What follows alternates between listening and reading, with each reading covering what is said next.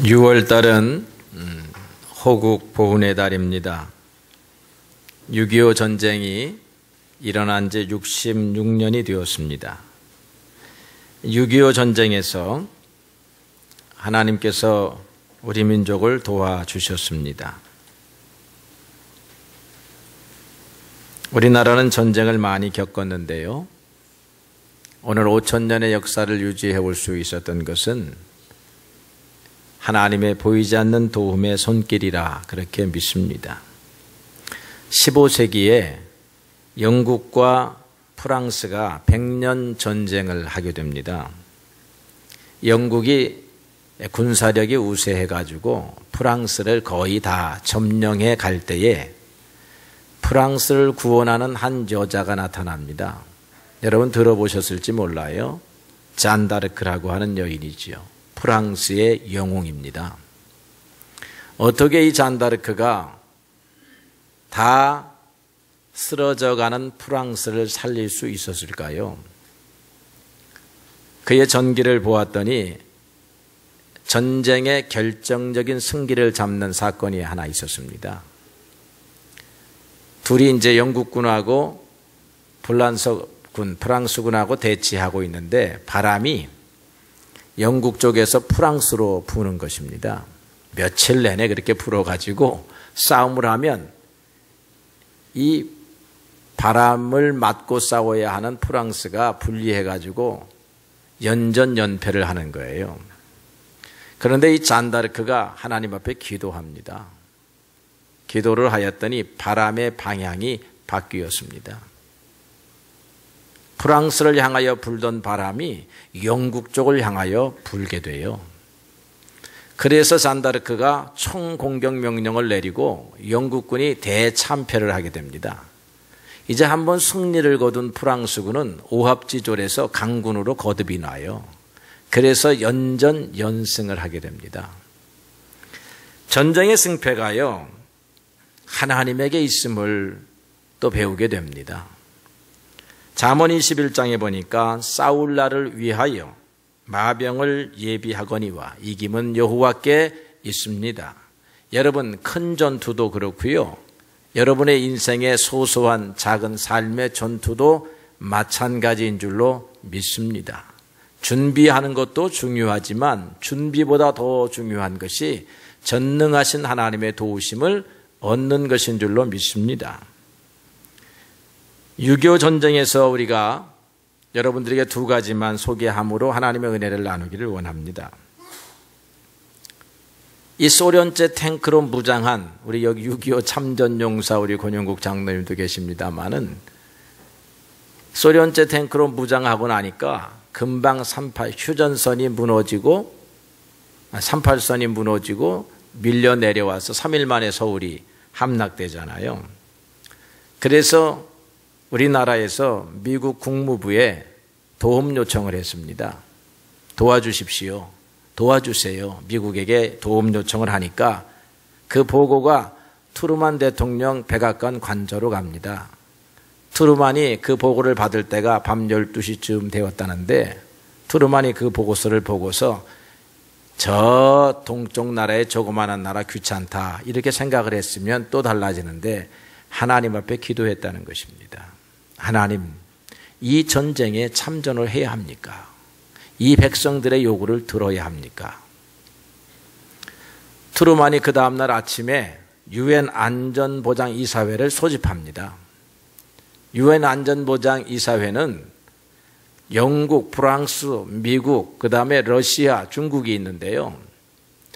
한 나라도 거부권을 발휘를 하면, 거부권을 들면 결정이 되지 않는 그런 구조입니다. 러시아가 반대할 것이 분명하지요. 북한 뒤에 있으니까. 그러면 우리 16개국의 유엔 참전군이 들어오지를 못하는 것입니다. 그런데 그날 이상하게 회의 시간이 다 되고 회의가 개회가 되었는데도 러시아 대표가 오지를 않은 것입니다. 그래서 참전하는 쪽으로 결정이 났습니다. 왜 오지 않았는가 나중에 이렇게 알아보니까 속설에 러시아 대표가 유엔 본부를 향하여 맨하탄에서 차를 몰고 오다가 엔진 고장이 났다는 것입니다. 그래서 엔진 고장이 나니까 택시를 타려고 택시를 붙잡는데 운전기사가 요거 잠깐만 고치면 되니까 좀 기다리십시오 그랬다는 거예요. 그래서 그거 고치다 보니까 늦어버리고 말았습니다. 1980년대 초에 이 유엔 안전보장이사회 투표함을 가는 그런 일이 있었습니다. 투표함이 낡으니까 새로운 투표함으로 교체를 하는데 낡은 투표함을 뜯어놓고 보니까 거기에 글씨가 하나 새겨져 있었답니다. 그 철제 투표함을 만든 장인이 써놓은 글씨인데 이렇게 기도하는 글씨입니다. 전능하신 하나님, 유엔 안전보장이사회에서 투표하는 것이 하나님의 뜻대로 결정되게 하옵소서. 그런 기도문을 써놓았습니다. 놀라운 일이 아닐 수가 없습니다. 1974년도에 스위스 로잔에서 150개국 나라의 대표들 4천여 명이 모여가지고 세계 복음화 대회를 했습니다. 앞으로 교회는 어디로 가야 되느냐? 이래서 우리나라도 참석을 하게 되지요. 여기에서 예배를 드리는 도중에 한 여가수가 찬송을 합니다. 이 여가수를 보니까 맹인 소녀였습니다. 이 소녀가 무슨 찬송을 부르냐면 그 크신 하나님의 사랑을 부릅니다. 하늘을 두루마리 삼고 바다를 먹물로 삼아도 그 크신 하나님의 사랑을 다 기록할 수 없다는 그런 찬양이지요. 이 찬양이 어떻게 지어졌는지 여러분 이해를 위해서 잠깐 설명을 하면 1900년도 초에 미국의 한 가난한 목사님께서 시골 교회를 부임을 했는데 사례비를 주지 아니해가지고 치즈 공장에 가서 일을 하면서 생업을 이어갔습니다. 부인은 매일 점심을 싸줍니다. 그런데 어느 날 도시락 뚜껑을 열어보니까 메모지, 부인이 쓴 글씨 하나가 이렇게 발견이 되는데요. 거기에 부인이 이런 글을 써놓았습니다. 바다가 먹물이고 하늘이 두루마리인들 어찌 하나님의 사랑을 다 기록할 수 있으랴. 이 글귀는 11세기의 시인이었던 요셉 마르쿠스의 시의 일부인데요. 이 시를 읽고 남편에게 이 식구를 적어주고 도시락을 싼 것입니다. 가난한 교회에서 실망과 어려움이 많았던 이 목사님이 점심시간이 되어서 점심을 먹으면서 이 글귀를 보고 하나님의 영감을 받았습니다. 그래서 그것을 작곡을 해요. 그래서 찬송가로 나왔습니다. 처음에는 시골교회에서나 불려지지 않겠어요? 여러분, 우리도 지연교회가 있는데 우리 교회에서만 불려지지 다른 데서 안 불려지잖아요. 조금씩 소문이 나가지고 이 교회 저 교회에서 부르게 되는데 1974년도에 전 세계의 기독교 대표들이 모인 자리에서 이 맹인 소녀가 이 찬양을 불렀습니다. 이 맹인 소녀에 대해서 이 소녀가 누구이냐 하고 자막이 뜨는데요. 이 여인은 한국 전쟁 6.25 동란 중에 부모를 잃은 소녀입니다. 포탄의 파편에 의해서 두 눈을 잃은 소녀입니다. 이 소녀는 어느 미국인 선교사에 의해서 입양되었습니다. 미국에서 음악대학을 졸업하고 가수가 되었습니다. 이 조그마한 동양인의 몸매에서 뿜어져 나오는 그 찬양, 눈먼 소녀의 목소리에서 흘러나오는 하나님의 사랑, 그 크신 하나님의 사랑, 6.25 전쟁이 가져온 비극을 맞이한 소녀였지만 하나님의 사랑을 알고 나서 하나님의 사랑을 불렀더니 기라성 같은 목사님들이 하나님의 사랑을 새롭게 깨달았다는 것입니다.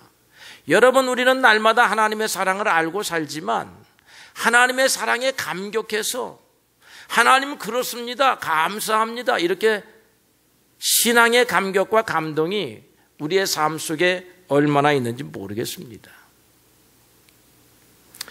하나님의 이런 사랑이요, 이 나라를 해방시키고 이 나라를 전쟁에서 보호하셨습니다.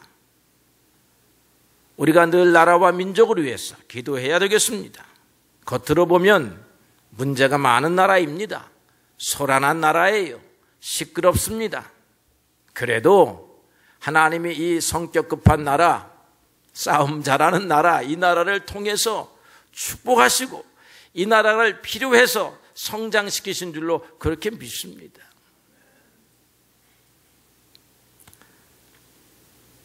하나님께서 우리나라를 크게 사랑하고 계신다 믿어집니다. 뿐만 아니라 믿음의 사람들에게 공평하게 한 사람도 예외 없이 이런 크신 사랑을 베풀어 주시는 줄로 그렇게 믿습니다. 오늘 우리가 두아디아 소아시아 7교회 가운데 한 교회를 주시는 말씀을 읽었습니다. 주님이 이 교회도 사랑을 하셨습니다. 사랑한 이유를 보니까 칭찬받을 만한 일이 있습니다. 그들의 사업, 여기 사업이라고 기록해 놓았는데요, 그들의 행위입니다.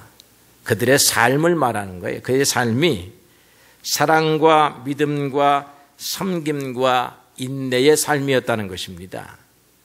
사랑, 믿음, 섬김, 인내는 우리 기독교인들이 가지고 살아야 할 교훈 중에 교훈, 덕목 중에 덕목입니다. 하나님만을 사랑하고 그 하나님을 사랑하는 마음으로 형제와 이웃을 사랑합니다. 하나님을 믿습니다. 어렵고 힘든 가운데서도, 유혹과 핍박이 오는 데서도 전능하신 하나님만을 믿습니다.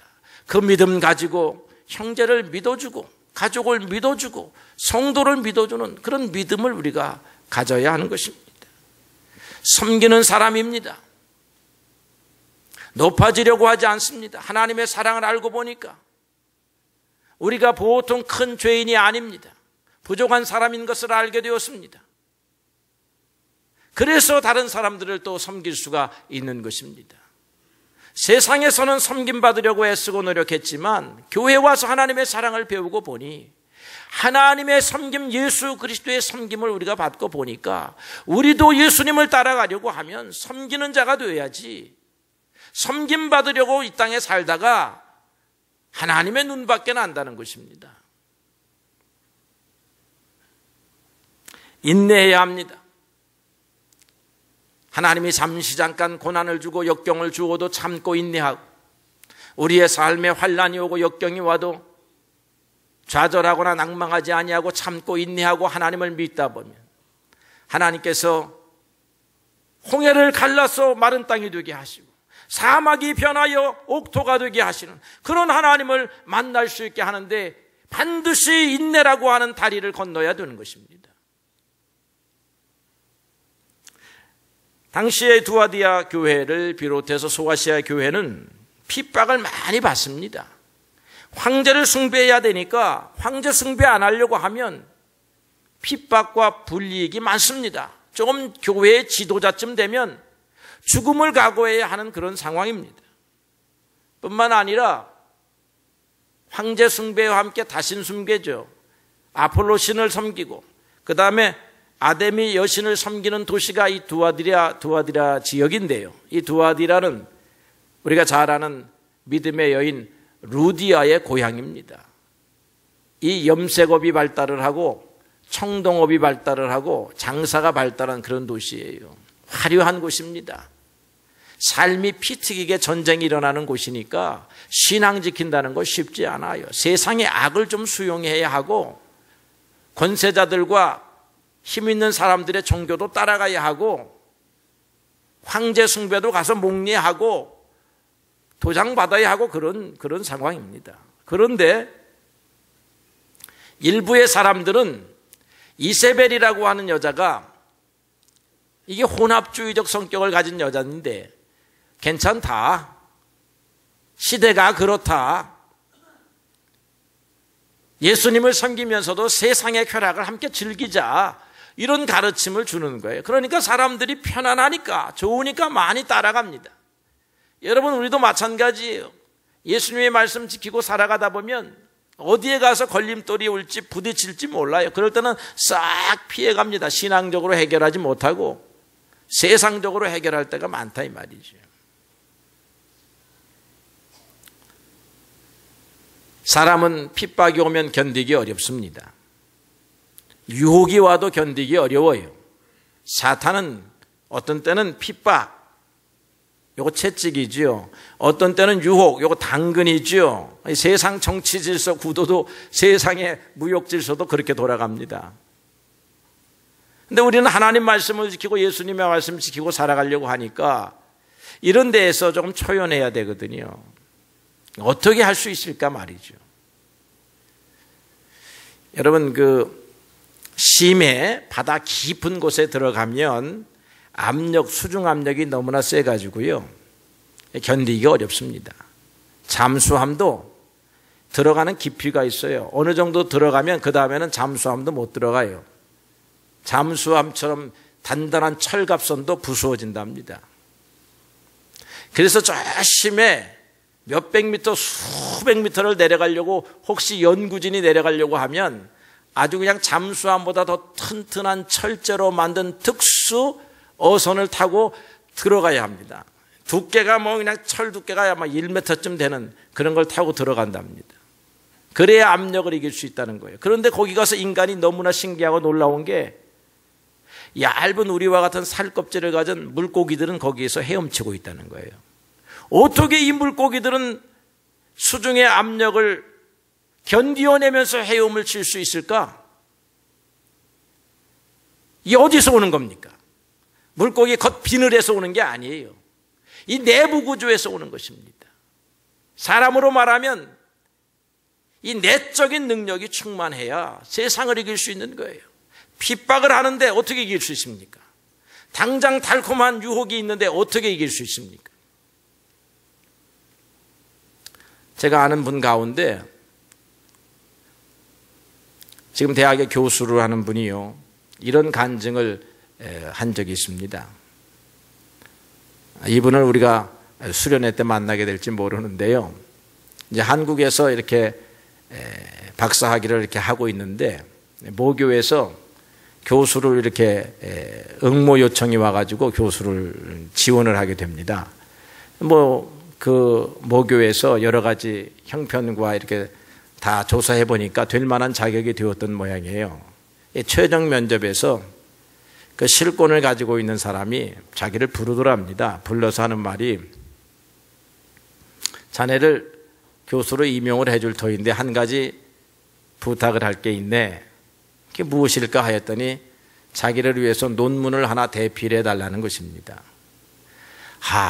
논문 쓰는 거야 어려운 건 아닌데 남의 논문을 자기가 대필해주고 그 사람은 그 논문을 가지고 어디인가 발표하고 이득을 얻으려고 하는 거, 이게 교수 사회도 이게 문제가 많은데 그걸 제의를 받은 것입니다. 그래서 기도했어요. 양심에 수용할 수가 없어가지고 거절을 했습니다. 교수가 못된 것은 당연한 것이고, 그 바람에 영국에 가서 공부를 했어요. 영국에 가서 공부를 해가지고 영국에 가서 학위를 따게 되었는데 한 7년여의 시간이 흘렀습니다. 다시 모교에다가 대학 교수를 어플라이 하게 되었는데 이제 실력이 뛰어나니까 뽑히게 되었다는 거죠. 그때 만약에 신앙의 양심을 꺾고 교수가 되었으면 조금 더 빨리, 7년 빨리 월급을 받을 수 있었겠지만 그게 안 되는 바람에 어려움을 당해가지고 외국 유랑을 했지만 가서 더 많은 세계를 보고 공부를 할 수 있는 기회를 얻었다는 것입니다. 어떻게 사람이요, 그 유혹을 이길 수 있을까? 내가 나를 생각해 보니까 나는 그 유혹을 이길 수 있겠다 쉽게 대답하기 어려운 거예요. 우리 모두가 다 어렵습니다. 이 내적으로 하나님의 능력, 우리 주님이 주시는 참된 신앙이 있어야 되는 거예요. 저 수백 미터 밑에 있는 물고기가 철근도 부수어버리는 수중 압력을 견딜 수 있는 것은 그 내부의 힘 때문에 그런 것처럼 우리가 이 험한 세상에서 어떤 때는 핍박을 받고 어떤 때는 유혹을 받는 세상에서 신앙 지키고 하나님의 사랑을 받으려고 하면 이 안에 여러분 겉을 있잖아요. 교육받아서 안 되잖아요. 교육으로 둘렀습니다. 고등교육으로. 그래도 유혹 앞에 안 돼요. 출세 앞에 안 됩니다. 철학으로 두릅니다. 윤리 도덕으로 두릅니다. 안 됩니다. 결국에 가서는 대통령 말 한마디면 생각을 꺾어야 하는 세상에서 그게 되느냐 이 말이에요. 불이익을 받을 각오를 하고 나는 하나님을 믿습니다 라고 생각을 하고 아닌 것에 대하여 노할 수 있는 능력은 어디서 나와야 되느냐? 이 속 안에서 하나님의 능력, 성령의 능력으로 나오는 것입니다. 이런 신앙을 주님이 지켜보고 계셨다는 것입니다. 그럼 주님이 안 보고 계시면 우리는 그때그때 편의주의에 따라서 살아도 되지만 불꽃 같은 눈으로 우리의 인생을 돌아다 보시는 하나님 앞에서 하나님을 보고 결정하고 하나님을 보고 판단하고 하나님을 보고 따라가야지. 눈앞에 있는 이득과 눈앞에 있는 어려움을 보고 판단하고 결정하고 따라가면 하나님이 그런 인생을 축복하지 아니하시고 그런 인생은 침상에다 던져버리고 사망에다 던져버리겠다고 했습니다. 여기 이세벨을 침상에다 던진다고 하는 말은 성경을 찾아보니까 침상에 누워서 눈물을 흘리고 침상에 누워서 고통을 당하고 침상에 누워서 질병 당하고 있는 모습이 성경의 곳곳에 구절이 나타나 있는데요. 여러분 침상에 오래 누워있는 거 이거 성경에서 보니까 이게 다 환난입니다. 이렇게 침상을 딛고 나와서 바른 자세로 하나님 앞에 예배하는 게 축복인 줄로 그렇게 믿습니다. 하나님이 우리를 징계하시면 그 징계가 보통 큰 것이 아닙니다. 하나님이 우리를 축복하시면 그 축복이 보통 큰 것이 아닙니다. 그 세상의 것에 눈을 돌리고 사는 것이 아니라 우리 안에 있는 하나님의 능력으로 세상을 이기면서 살아야 하는 것입니다. 예수님께서 공생애를 시작하시기 전에 시험을 받으십니다. 세 번째 시험이 사탄이 예수님을 산 꼭대기에 올라가서 천하 영광을 보여주면서 네가 만일 내게 절하면 이 모든 것을 주겠다고 약속합니다. 사람이라면 여러분이라면 무릎을 꿇고 절할 수 있겠죠. 사탄이 능력이 없는 게 아닙니다. 여러분 사탄에게 무릎을 꿇어도요 얻을 수 있어요. 일시적이지만 어떤 사람이 책을 썼지 않습니까? 성공하려면 사탄에게 확실하게 무릎을 꿇든지 아니면 하나님께 확실하게 무릎을 꿇든지 둘 중에 하나라는 것입니다. 완전히 사악한 인간이 되든지 성공하려고 하면 우리 사악한 인간들 많잖아요. TV 연속국에 많더라고. 경험은 안 해봤는지 몰라도. 아니면 하나님 앞에 철저하게 무릎을 꿇든지 둘 중에 하나밖에 없다는 것입니다. 사탄의 무릎을 꿇고 사악해지고 비인간화되고 몰인정하고 이렇게 해도 성공할 수 있어요. 악자 같으면. 그런데 그 성공이 그 사람을 행복하게 하지 못할 뿐입니다. 근데 하나님이 주시는 성공은 안 되는 것 같은데 성공하고 아닌 것 같은데 열리고 그리고 그 성공은 우리들을 영혼, 육체뿐만 아니라 영혼까지 만족시키는 그리고 지금뿐만 아니라 영혼까지 만족시키는 그런 행복입니다. 여러분 하나님 앞에 무릎을 꿇어보세요. 하나님이 주시는 능력으로 무장해 보세요. 그래가지고 웬만한 죄악을 그냥 눈요기도 주지 말고 앞으로 주님 말씀을 따라 당당하게 나아가다 보면 주님이 주시는 축복과 만나게 되는 줄로 믿습니다. 그래서 우리 그리스도인의 심령 안에는 이 사랑과 믿음과 섬김과 인내 이런 것들로 가득 차 있어야 세상을 넘어서고 세상을 이기고 그리고 참된 하나님의 은혜와 만나게 되는 줄로 믿습니다.